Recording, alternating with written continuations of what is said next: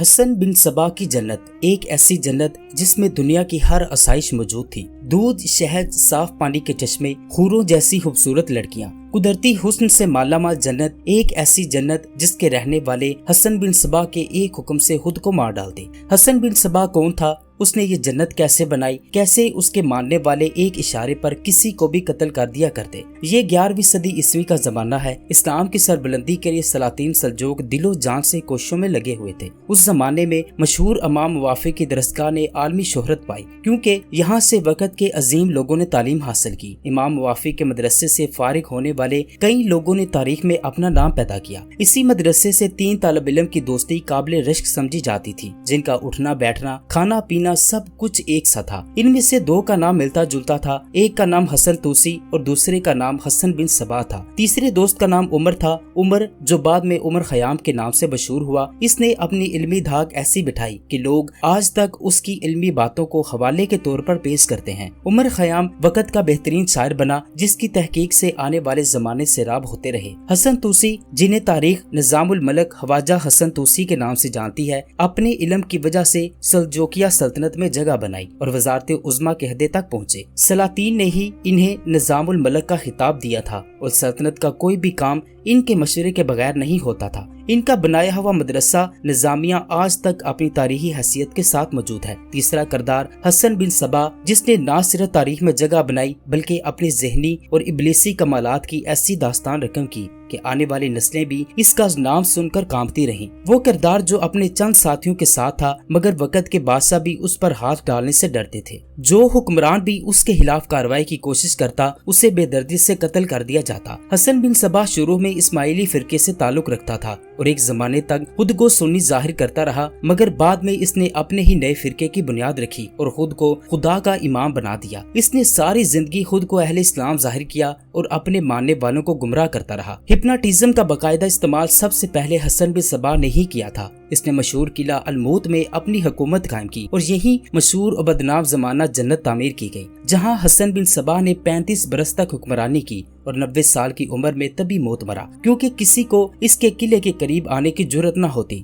حسن بن صبا کی ایک کامیابی کی سب سے بڑی وجہ اس کے فدائین تھے، جو بعد میں حشاشین کے نام سے بھی مشہور ہوئے کیونکہ وہ حشیش قسم کی بھانگ کا نشہ کرتے تھے۔ یہ فدائین تھے کیا؟ اس کا اندازہ آپ ان واقعات سے لگا سکتے ہیں۔ جب حسن بن صبا کا فتنہ بڑھ چکا تو سلجوقی سلطان ملک شاہ نے اس کے خلاف لشکر کشی کا فیصلہ کیا۔ لشکر کشی سے پہلے پیغام بھیجا گیا کہ حسن بن صبا خود کو سلطنت کے حوالے کر دے اور اپنی منفی سرگرمیاں ختم کر دے، ورنہ اس کے قلعے پر چڑھائی کر دی جائے گی۔ یہ پیغام قلعہ الموت میں جا کر حسن بن صبا کو سنایا گیا۔ حسن بن صبا نے کہا، میں کسی کی اطاعت قبول نہیں کرتا اور نظام الملک سے جا کر کہنا کہ میں بچپن کی دوستی کی خاطر تمہیں مشورہ دیتا ہوں کہ یہاں کا رخ مت کرنا ورنہ تمہاری افواج کا انجام بہت برا ہوگا۔ جب پیغام لے کر جانے والا جانے لگا تو حسن بن صبا نے اسے روک لیا اور کہا، ٹھہرو، شاید تم میری باتوں کا یقین نہ کرو، اس لیے میں تمہیں کچھ دکھانا چاہتا ہوں۔ اس کے بعد حسن بن صبا کے حکم سے کچھ فدائین قطار بنا کر وہاں کھڑے ہو گئے۔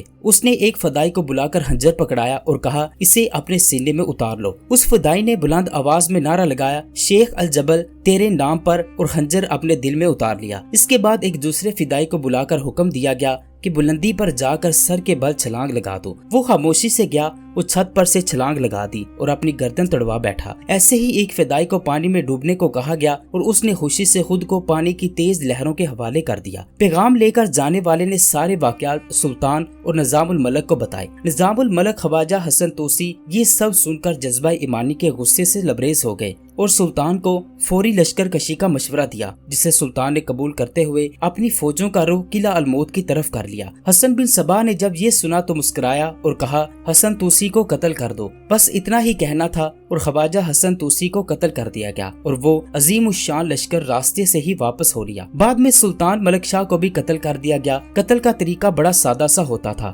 فدائی مطلوبہ شخصیت تک کسی بھی طریقے سے پہنچتا تھا اور اس کو قتل کر کے ایک نعرہ بلند کرتا تھا، یا امام الجبل حسن بن صبا، تیرے نام پر تیری جنت سے اللہ کی جنت جا رہا ہوں، اور اپنے دل میں خنجر اتار دیتا تھا۔ ایسے ہی حسن بن صبا نے اعلیٰ شخصیت اور وقت کے بہترین علماء کو قتل کروایا۔ اپنے آخری دور میں یہ فدائی باقاعدہ کرائے کے قاتل بن گئے اور عیسائیوں کے کہنے پر انہوں نے سلطان صلاح الدین ایوبی پر بھی 3 قاتلانہ حملے کیے، مگر ایوبی ان حملوں میں محفوظ رہے۔ فدائین کھلے عام دین دہاڑے لوگوں کے سامنے اپنی وارداتیں انجام دیتے تھے۔ ان کا ہتھیار ایک زہر آلود خنجر ہوتا تھا۔ کبھی کبھار فدائین قتل کے بجائے دھمکی آمیز خط سے کام چلاتے، جس سے ان کا مقصد بغیر کسی کو قتل کیے پورا ہو جاتا تھا۔ دہشت انگیزی کی یہ تحریک اتنی منظم تھی کہ تمام بادشاہ فدائین کے نام سے کانپتے تھے۔ صلاح الدین ایوبی پر بھی قاتلانہ حملے ہوئے جن سے وہ بچ نکلے۔ قتل کی ان وارداتوں سے بچنے کے لیے صلاح الدین ایوبی نے حسن بن صباح کی طرف دوستی کا ہاتھ بڑھایا۔ حسن بن صباح نے قلعہ الموت میں ایک جنت تعمیر کر رکھی تھی۔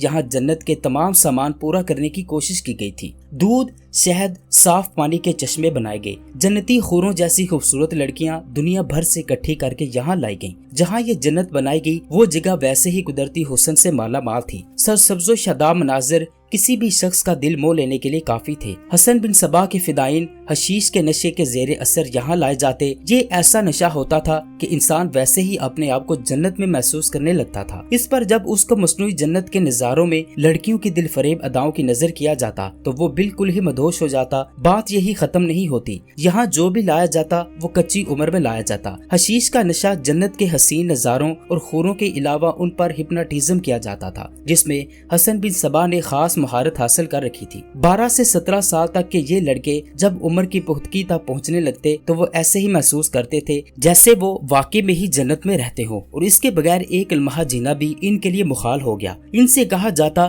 کہ فلاں کو قتل کر کے خود کو مار لو گے تو اس سے بڑی اللہ کی جنت میں جاؤ گے۔ ان تمام مراحل میں وہ شخص ایک خواب کی کیفیت میں رہتا تھا جو حشیش اور ہپناٹزم کا اثر تھا۔ حسن بن صباح نے 90 برس کی عمر میں 29 سال تک قلعہ الموت میں نہایت کامیابی سے حکومت کرنے کے بعد انتقال کیا۔ حسن بن صباح کی موت اور ہلاکو خان کے حملوں کی وجہ سے عالم اسلام کو اس فتنے سے نجات ملی۔